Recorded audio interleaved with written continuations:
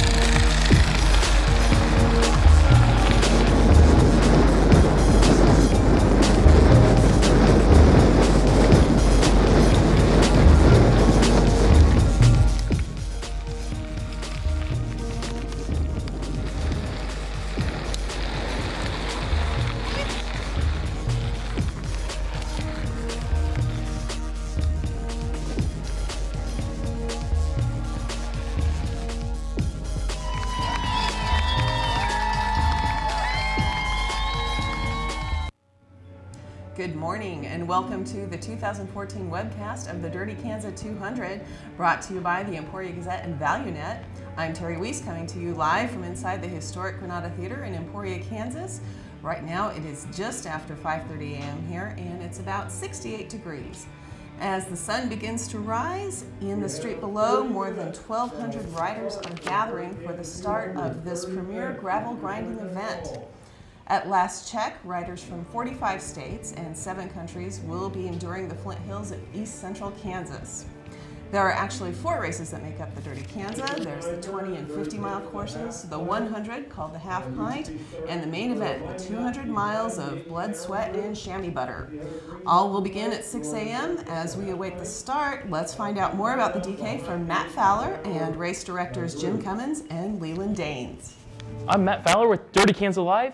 Here today with Executive Director of Dirty Kanza Promotions, Jim Cummins. Jim, thanks for being here today. Well, thank you for having me. Jim, we just kind of wanted to talk to you today about, the history of Dirty Kanza. We've all heard stories about how it began, and this is the 9th annual one.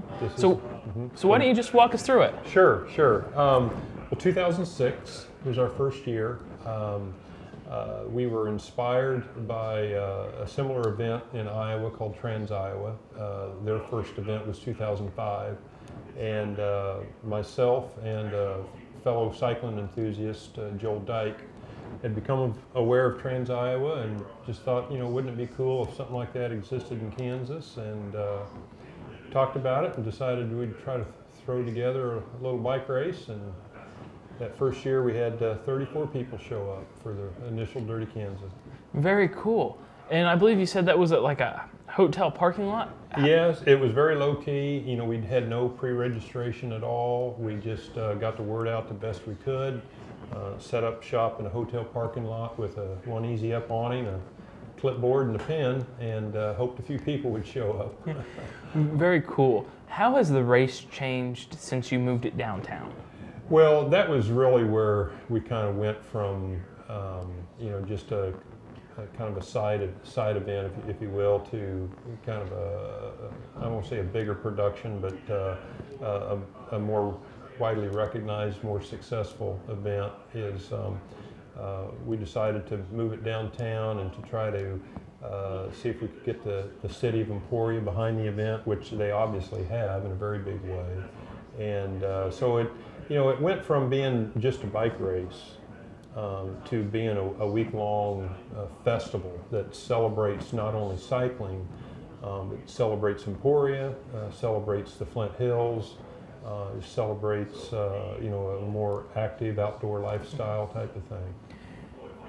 Walk us through from You know, what does it take to put the event on? When do you start planning next year's event? The day after this year's event. It is indeed a year-round endeavor. We're working on Dirty Kanza year-round. Everything from sponsor relations with existing sponsors to soliciting new sponsors, correspondence with athletes, working with the community. Yeah, it takes a full-time, full year-round effort. Okay.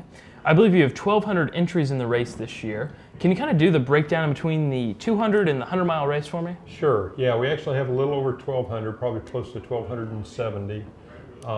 We have roughly 800, just shy of 800 that are racing the DK200, our feature event. And we have just shy of 500 racing what we call our half pint, which is our 100-mile event. What to you makes this event so difficult for the riders? Well, the distance, for one, obviously. The other is the ruggedness of the Flint Hills. You know, there's a lot of gravel grinder events around nowadays. But the consistency, the texture of Flint Hills gravel is very unique. It's larger and rougher and sharper, which leads to you know, things like tire choice being very critical. Fit on the bike. The rougher the course, over time, the more fatigue a rider will have to, will encounter and have to deal with. You know, we're known for our wind. Very windy conditions are very common, and you know, it's one thing to be out in the wind for an hour, but when you're out in the wind all day long, it can really get on you. So those are some of the things that kind of combine to make it a difficult event. Yeah, I know weather plays a huge role in it, and looking at the forecast is what it is, but it looks like these racers are going to have a beautiful day in the Flint Hills. I think we're going to luck out again. Yeah, it's going to be a little warm and a little muggy, but still pretty mild. I mean, you know, we can't argue much with mid-80s. And the winds are, I think, the biggest story, and the lack of. You know, anytime you can get 11-mile-an-hour winds in the forecast, it's going to be a pretty calm day in the Flint Hills. Well, Jim, thanks for stopping by and talking to us today. Thank you for having me, Matt. Appreciate it. Thank you. Matt Fowler, back here on Dirty Kanza Live. I'm with race director Leland Danes. Tell us about the race. Absolutely. Matt, thanks for having us on. Thanks for doing this for us. The race this year, I mean, what can I tell you? 1,275 riders just between the 100 and 200, a couple hundred more in the DK Light 20 and 50. Obviously our biggest year in terms of participants. The weather is going to be gorgeous. Emporia is excited and ready to receive all these riders. We have been all day. Check-in's been going on. So yeah, we're looking forward to a fantastic weekend. Tell me a little more about this excitement, the buzz with DK this year. Man, it's every cycling site we're on, getting publications all over the world, essentially. Absolutely. It's the hot topic. I mean, we've billed ourselves as the world premier gravel grinder, and the hype has certainly picked up on that. And yeah, like you said, the industry is abuzz with Dirty Kanza and with gravel grinding, and we're happy to be one of the leaders in this genre of cycling. It's obviously what we have and what we love, and we're happy to push the envelope and continue to push this format of cycling and this type of terrain. Yeah, you're talking road bike action. Just did an article in the last month issue, and Neil Shirley, one of their contributors and riders, is going to come down and ride, and then he's going to do a follow-up article. Of course, last year we had New York Times out here that did a little video piece and on the front page of their sports section. Outside Magazine, which isn't even a cycling magazine, just did a little how-to gravel type of article. So people are taking notice, people are getting excited, and I think people are they're very curious about this new type of cycling, because it's not every day that you come up with this new format or new style of cycling, and it's obviously roads that have existed for decades. We're just now realizing, whoa, this is some pretty cool riding. This is a great place to ride your bike. What is, when you know, you told me before the interview you placed 15th in 2008 overall. What goes through a rider's mind? They show up at Emporia Friday afternoon. It's just a complete buzz in town. Just walk us through what a weekend like is for the riders. Yeah. Well, unfortunately, I can't really tell you from my personal experience. I'm an Emporia native, so my mindset was a little bit different. And also in 2008, we were still finishing in a hotel parking lot. But I have been around the event as a volunteer, as a SAG crew member for friends at the finish line. I've just always had to be here no matter where I've lived because this event is so special. So that just kind of goes to tell you, even from someone that's lived here, been here, the mentality is this thing is exciting. And so the riders, when they show up, it's always shock. Everyone's expectation of Kansas is well, what I hear from riders all the time is they tell people they're coming to Kansas, and people say, why the heck are you doing that? Why are you going to ride your bike in Kansas? It's going to be so flat and boring. And so they come here with this, predisposition to think that, oh, this is, what am I in for? It's going to be terrible. And they get here and they are overwhelmed with the community of Emporia and the Flint Hills from just a physical beauty aspect, and then just the friendliness and the warm welcome they receive from people. So they go from the complete worst thought they can have of this is going to be terrible, what have I signed up for, to I cannot wait to come back next year. This is something I want to be a part of all the time. 1,275 riders, essentially, downtown Emporia, 6 a.m. rollout. If there's one thing that these 1,200 riders take home with them, what do you want that to be? To be honest, what I really pride ourselves on, and I speak for myself, but it's not just the ride itself. The ride is part of the experience, but it's the people that they meet, the connections they make, and I really believe that's what keeps people coming back. Yeah, it's a great ride, that's a huge part of it, but they make so many friends here. They meet so many people that when, I'll give my own example here, I feel like I'm welcoming 1,275 old friends and making new friends. These are, I can't wait to meet every single one of these riders, and so that's the biggest part for me, and I think for a lot of riders that's a big part of it, is to come back and say, whoa, I met so many amazing people, we had such great conversations, and I want to come back and continue to be a part of this family and this party that we have here. So. Very cool, Leland. Thanks for coming on with us today. I'm Absolutely. sure we'll have updates with you throughout the day, probably on Saturday. So Perfect. Cool, thank you. All right, thanks, Matt.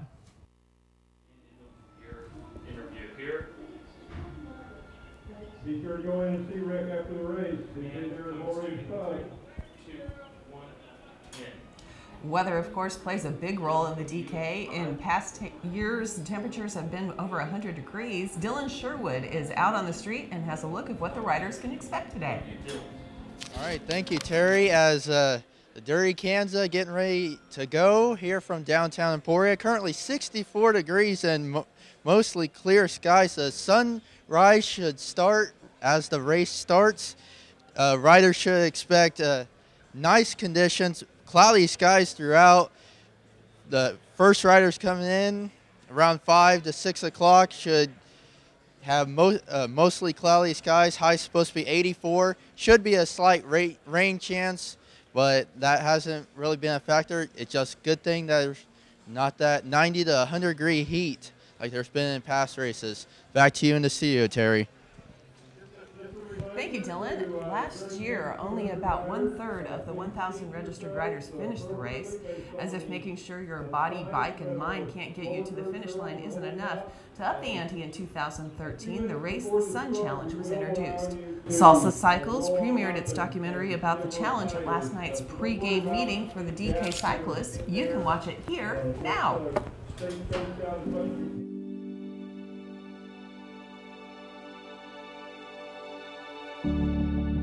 The Dirty Kanza is never something to be taken lightly.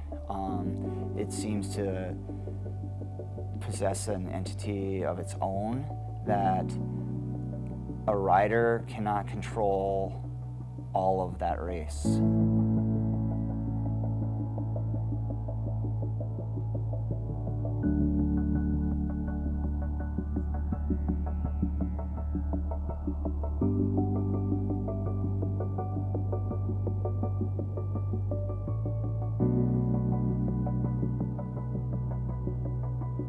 The the Dirty Kanza is an ultra-endurance adventure race through the Flint Hills of East Central Kansas. It's a 200-mile event that is predominantly self-supported by the rider.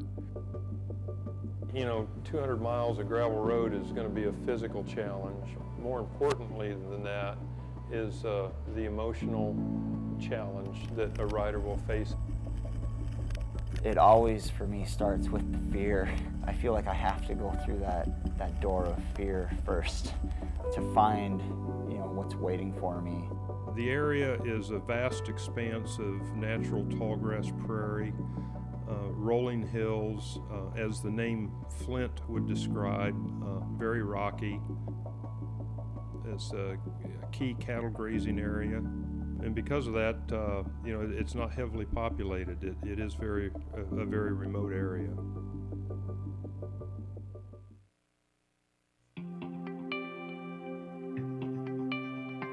My name's Tim Eck.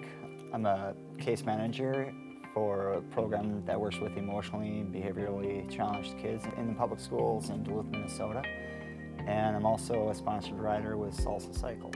We work with students who are in the public schools but have bumped into some difficulty. We're meeting them where they're at, and our ultimate goal is to return them to public school so they can be successful.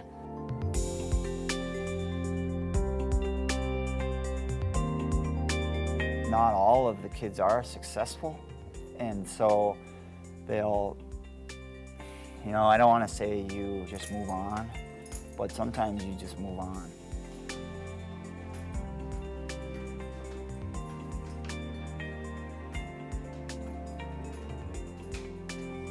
When I'm on my bike, my life is very different than my life here. You know, I can see those relationships and how they can come together and connect.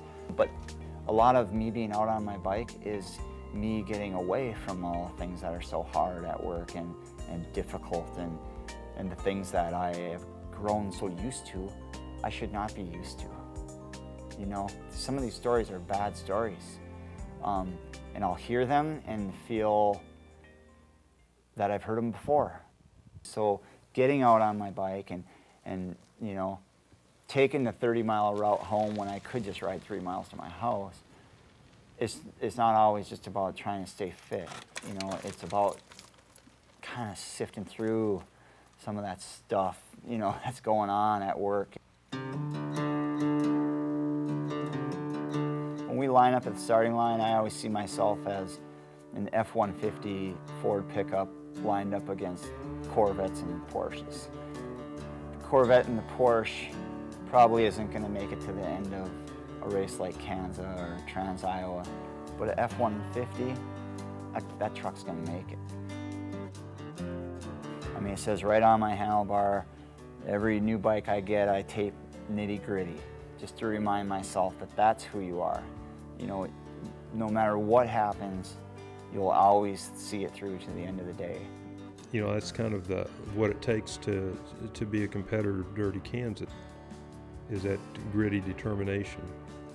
If there's a common thread amongst all the participants, it's that person seeking to break down these barriers that we tend to create, these things that we call our personal limits. You know, oftentimes these limits are nothing but false notions of what we have created in our minds as far as what we're capable of and what we're not capable of. And Dirty Kanza gives its participants an opportunity to challenge those notions. And I think that is part of the allure to the event.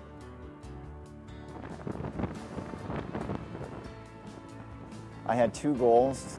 The first was to finish in under 14 hours.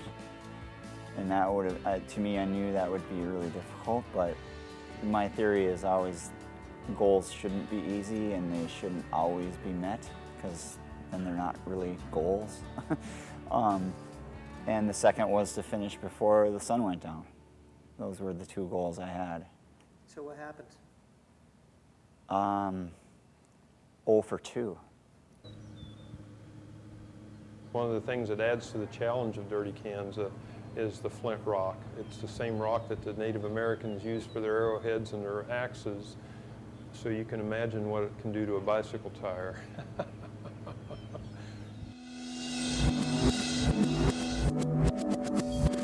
The idea of racing the sun came from that year that I was bent on really having a top finish, which meant, you know, I was hoping for a top 15, and I was in position to have all of that. When the first flat tire hit, no problem, changed it quickly on my way.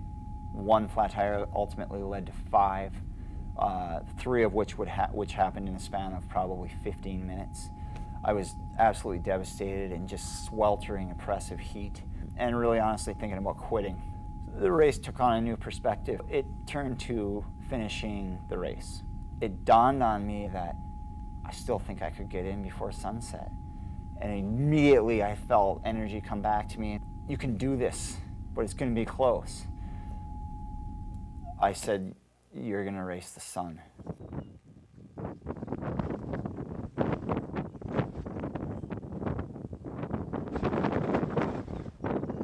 I think this year will go down in the minds of a lot of the participants as the year of the wind.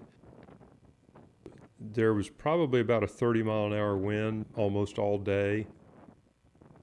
And I spent, I think, the entire middle leg by myself, just unable to find a group that was riding at the same speed as me, and it fought the wind alone. It just started to get really demoralizing, just being alone out there and feeling your energy just drop and drop and drop, and then look down and find out how far in you are and knowing how much you have to go. Just telling myself that we've got to be heading southeast to back to Emporia. Yeah. And my heart will soar. You really get the sense that you're on your own. And you know, it's up to you to get to the next checkpoint. So you know, if you're not prepared for that, it can beat you. 75% of the race, I was in the headwind, and it just took a chunk out of me and changed the outcome. How you feeling, buddy? Shelled. One more. Windy. Stacking the transaisle on this thing together is to me hard to do. I can imagine. I mean, you can't just keep knocking out multiple 100-mile rides.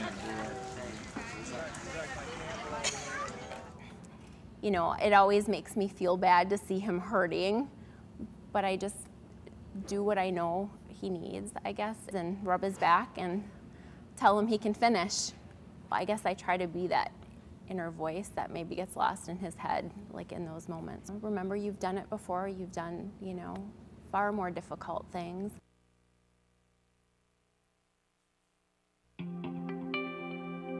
There is a window of opportunity. If you can get in that window to affect change, good things can come for them. If you miss that opportunity, you may have missed it all. And it is very similar to racing the sun and, you know, trying to complete something in a span of time is what we're trying to do here too. I mean, like I said, there are a lot of moments that really remind you that you're doing something good. One of those instances happened with me for a student I'd worked with. There was one particular day where I did try to tell him a story about biking and what it means to set a goal for yourself. And about a year went by, and one day this student came and said, I just want to tell you that a long time ago you told me a story about how you got bike sponsorship and how you set a goal and you wrote down the steps it would take to get there, and when you told me that, I decided I wanted to see my dad again. And so I wrote down the steps of how to make that happen. His dad had reemerged into his life after, I think it was 11 years. And they were working on family therapy, and I mean, it just really got me right where I live. And so that moment was, you know, freshened me up for another 22 years. the Dirty Kanza will decide if you are allowed to make it to the finish line, not the rider. So when you find the Kanza try to take you down and put you on the side of the road on your back in heat because you're really certain you're going to die, you know, but then at some moment you get back up and you go again, and the Kanza is saying, okay, you passed that test, you can keep going.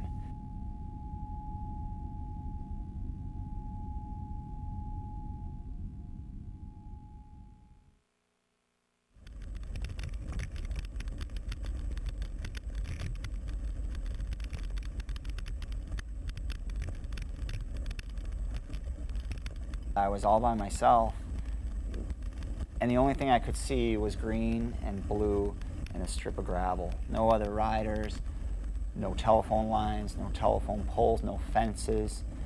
And I honestly felt like a speck that could, at any moment, just fly up into the sky and almost fall off the earth.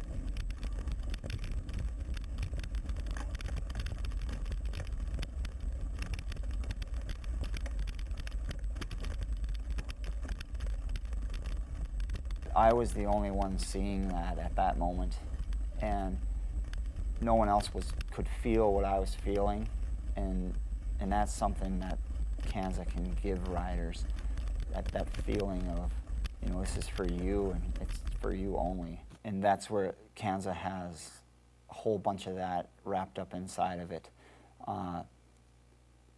in the ugly side and the spectacularly beautiful side as well. And in Kanza, you can't have both. They seem to be together. And if you want to see the good part, you might have to wade through the bad part. There he is. There he is.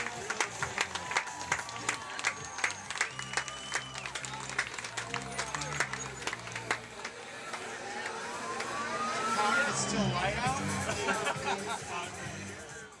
It's not really living if you're not doing what you love to do, and this is what he loves to do. We always joke about how, you know, he's going to be the 90-plus-year-old biker, and I'm going to be the much younger, you know, marathoner out there. And if we're both the last person to finish, that's okay, because we're still doing it and we're living our lives. And I think that that has been a huge part of our marriage. We don't want to just watch our lives go by. We want to experience it and do the things that we love.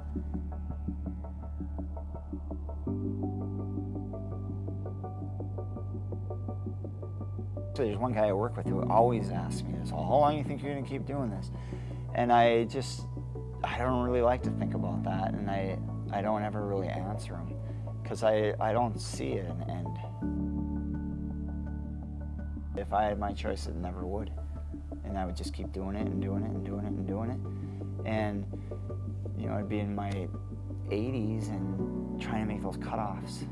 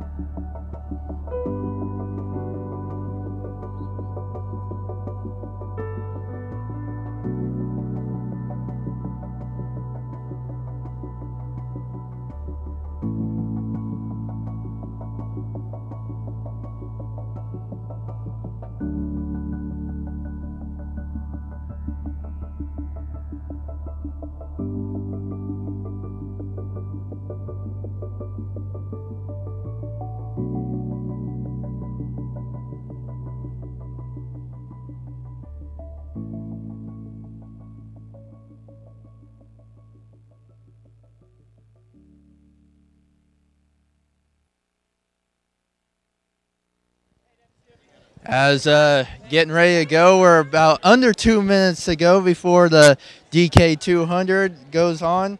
Race has been going on since 2006. This is supposed to be over 1,200 participants riding in this race today.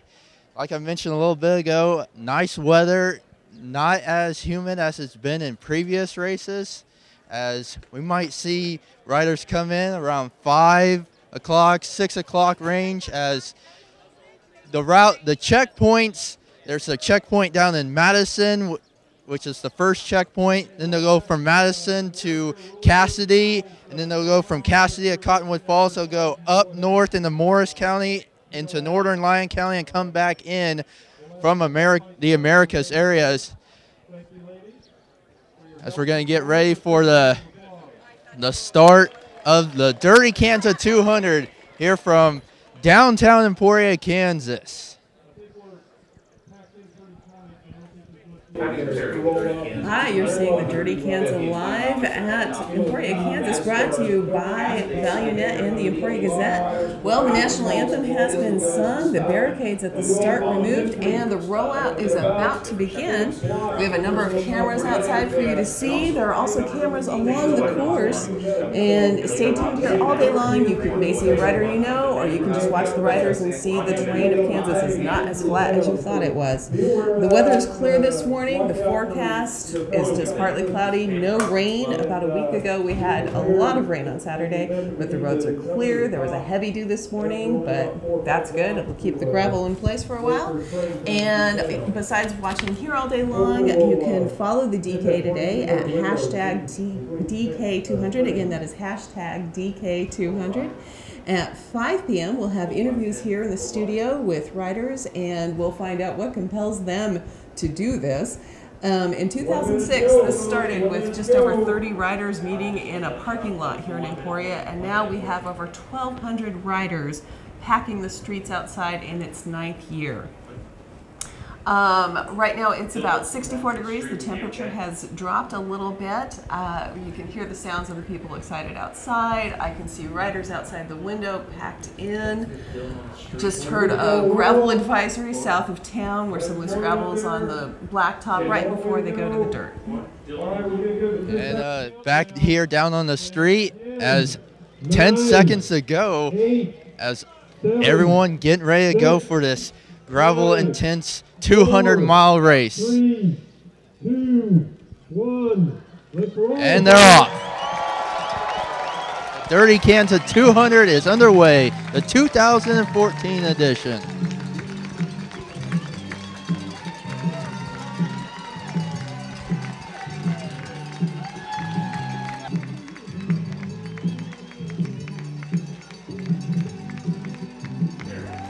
And we're watching the bikers go across the start line now. We hear the gallop bells going.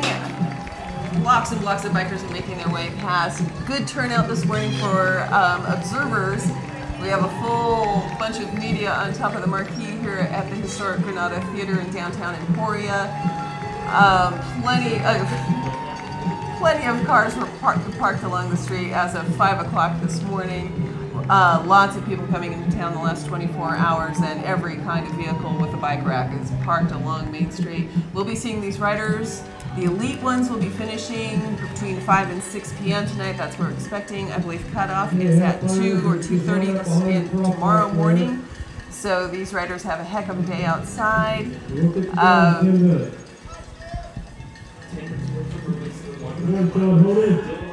Just listening to the noises outside, the announcements going, race director Jim Cummins has been running around this morning making sure everything operates smoothly. And we have several friends of the Flint Hills riding in this today. Some repeat, some are first timers.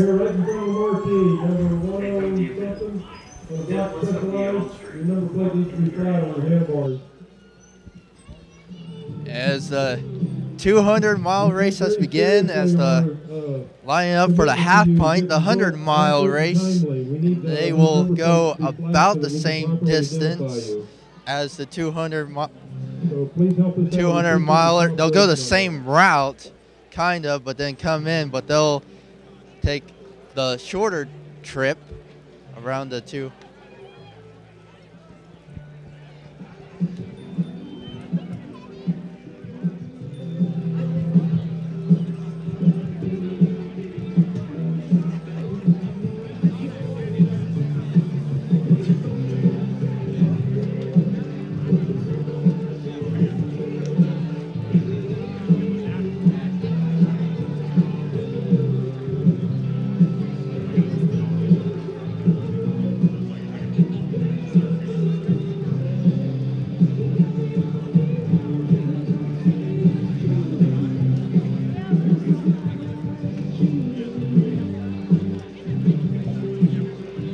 7 minutes. We'll get you guys rolling.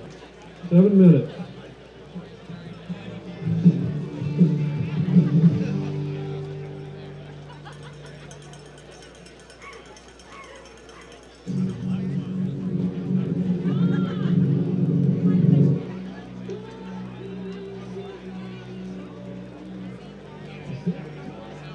Glad to see you this morning, David Diddy.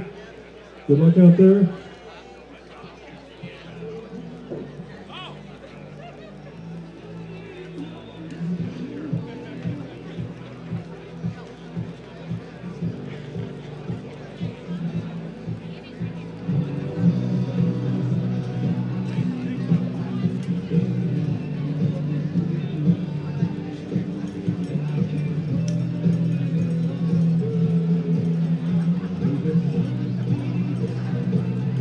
I want to take this opportunity to remind all half-piners that you're going to have 2 points along the course where you will separate from the DK200 route. So they should be clearly marked with large banners, 200 to the left, 100 to the right. But please be aware of those 2 locations and watch for those. We don't want getting the wrong turn and getting 200 miles in today. Unless you want to.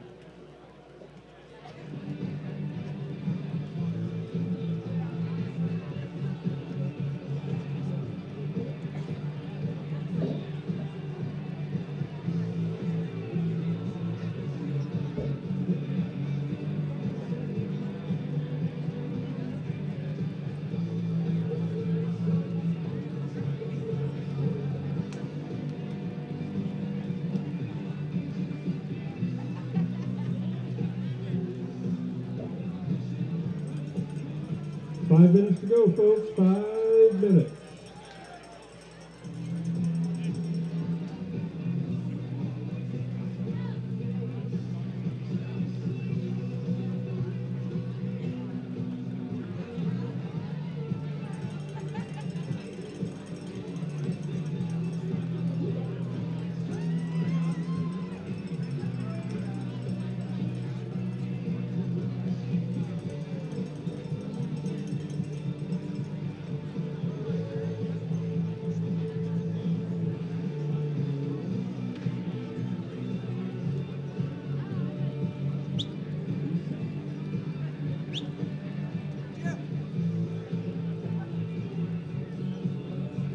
Morning, Max Brewer. Good to see you. Thanks for coming out today.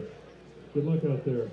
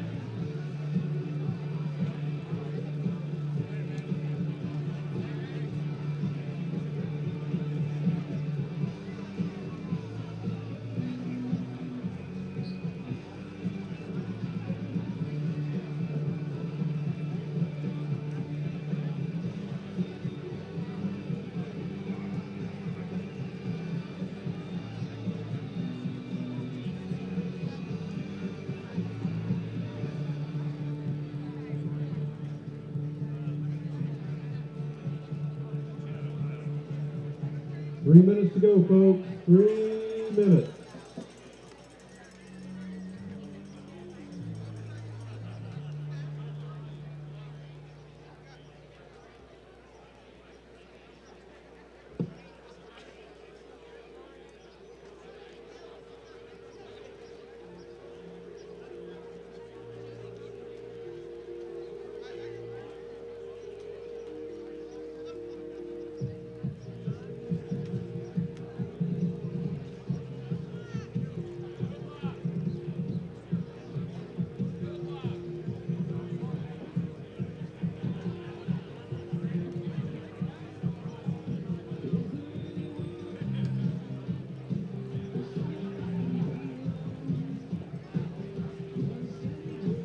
2 minutes to go, folks. 2 minutes.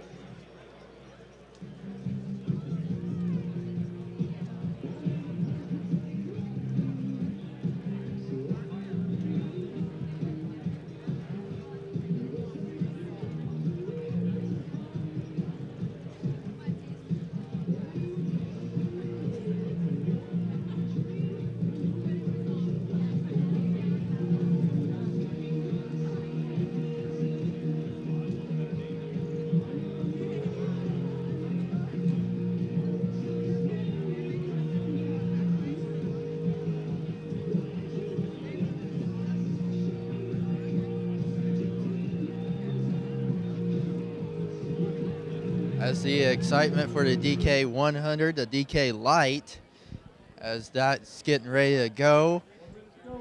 There's been a great turnout here in downtown Emporia for the start of the DK 200 and the 100.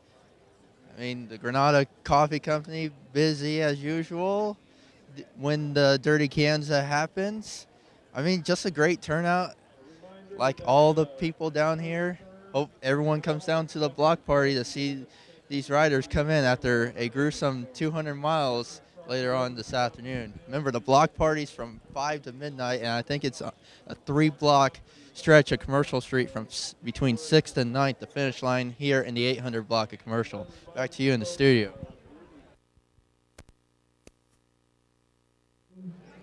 There is a chance that we may need to bring you guys to a stop in case we encounter a train. So just be aware of that. Be watching the riders in front of you to see if we need to come to a stop.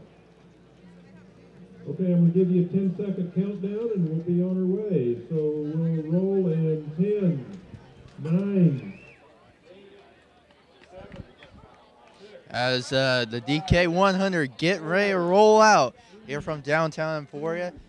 They got 2 checkpoints, and the DK 100, the DK Light, is underway.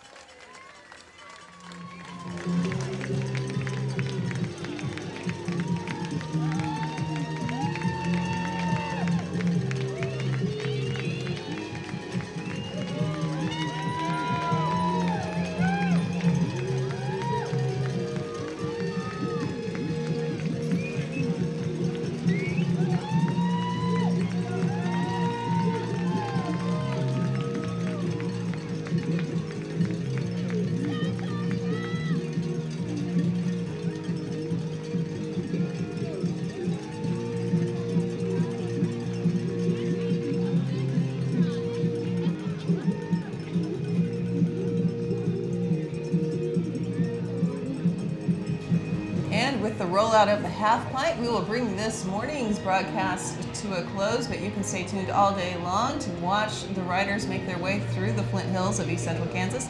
Again, this live cast is brought to you by the Emporia Gazette and ValuNet. To follow all day long, use hashtag DK200, and you can join us back here at 5 p.m. for interviews with the riders. And thanks for joining us this morning. We really appreciate you folks.